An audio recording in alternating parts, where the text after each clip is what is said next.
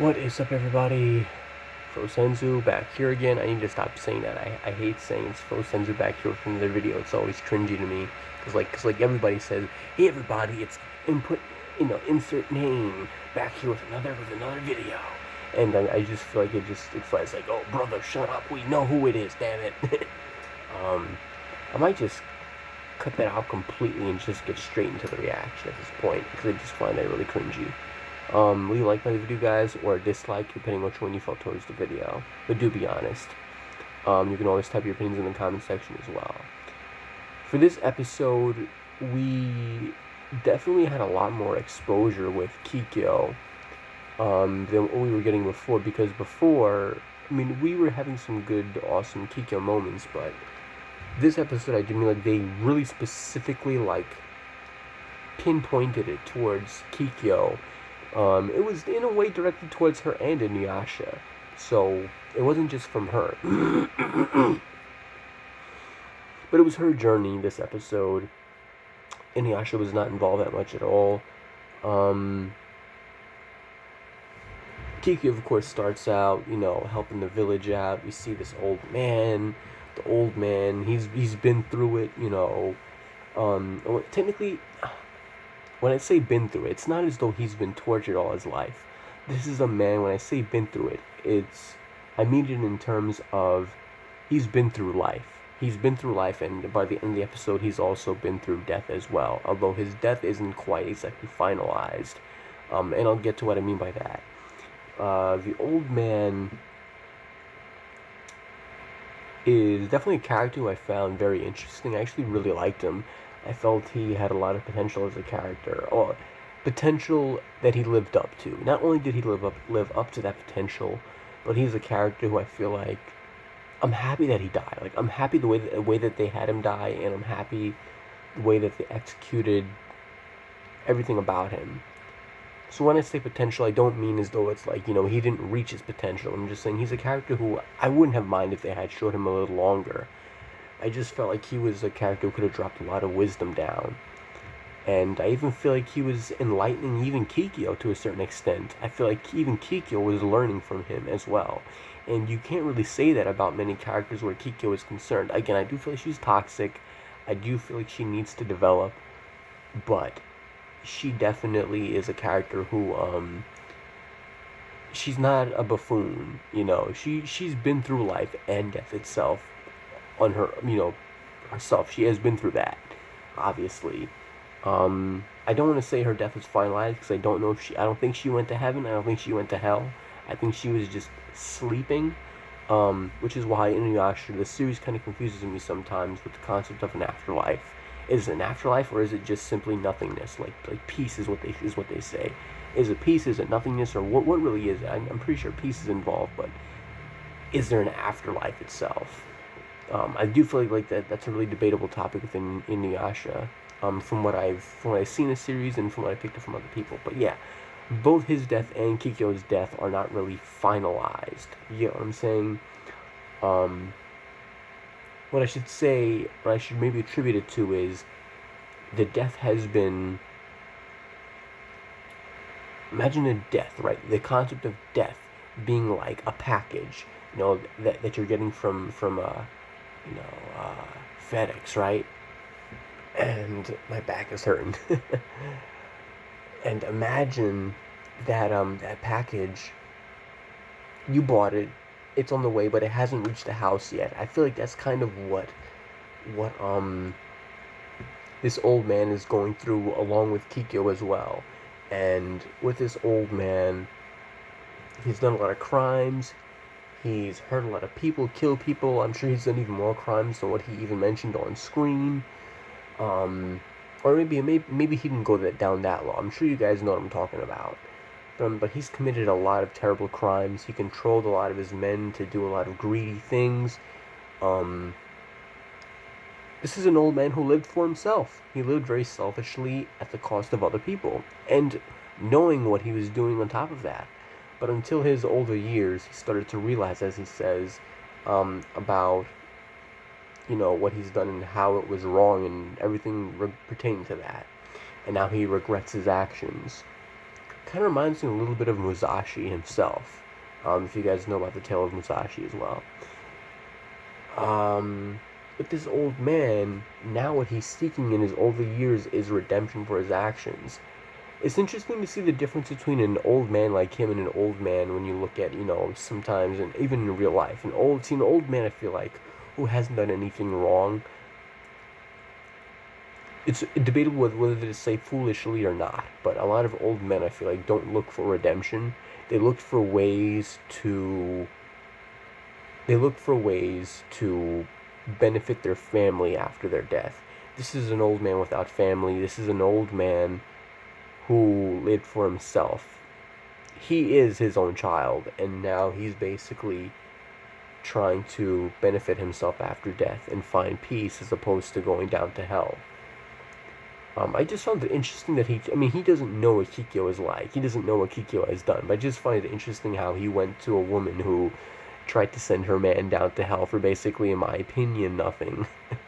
It was something, but it was a terrible reason, in my opinion. But anyway, she's still awesome. When it comes down to it,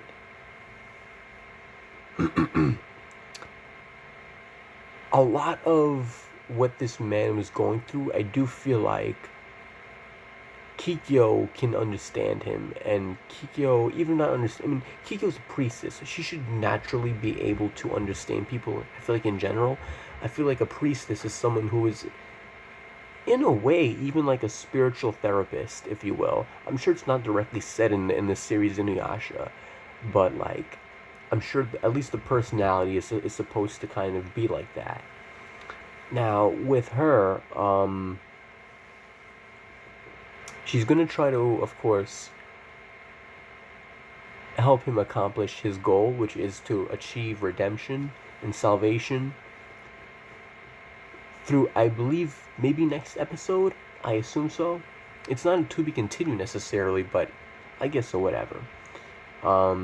It is a to be continued to Kikyo's journey, at least. I don't know if they're going to, not show it on screen or what's going to happen there, but I hope that they do show it. Because it is a very interesting situation, and we got to see some important information between Onigumo and this old man and Kikyo and everything, how it relates.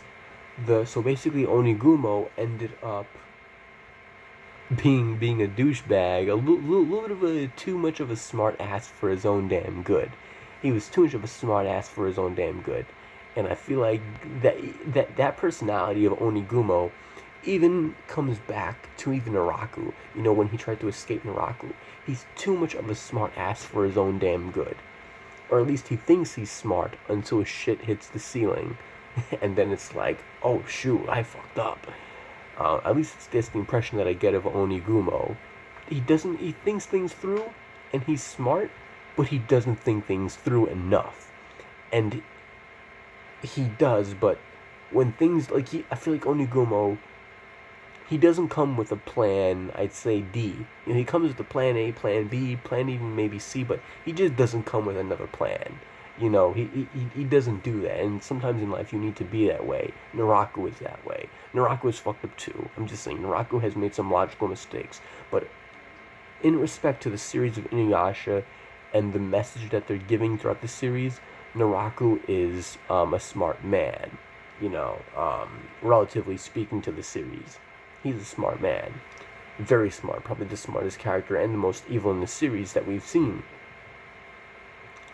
And in an evil way, probably the wisest as well.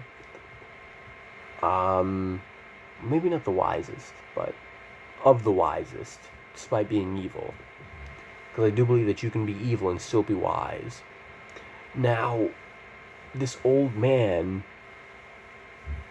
it's really awesome how, he basically put the jobs of his salvation into the same woman who he attempted to kill.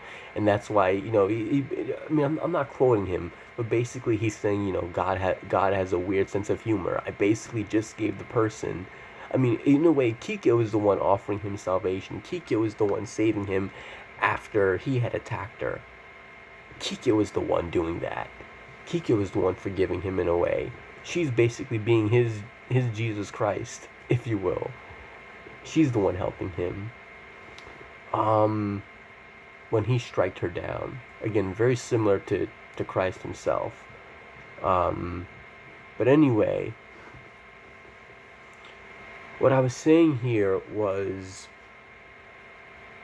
it was just awesome how they explained the past between Onigumo. Onigumo got what he deserved, but so did the old man. I shouldn't say the old man, because I don't think the old man deserved death when he realized he was wrong. I believe if you've done wrong, no matter what you've done, I believe you are worthy of redemption if you truly feel sorry. If you don't, then I believe, depending on what you've done, I believe you deserve the hands. The hands, the knives, the guns, torture, whatever it may be, depending on what you've done and the severity of it. But if you truly feel sorry for what you've done, no matter what you've done, I do believe you should be given forgiveness if you're willing to change. And not only are you willing, but you're actively trying and going to change. And if you're not going to change, then I believe you're deserving of death. But if you still feel sorry, but if you feel like you can't change, but you're still trying, then I feel like you deserve a peaceful death, but you still deserve death. That's my view on it.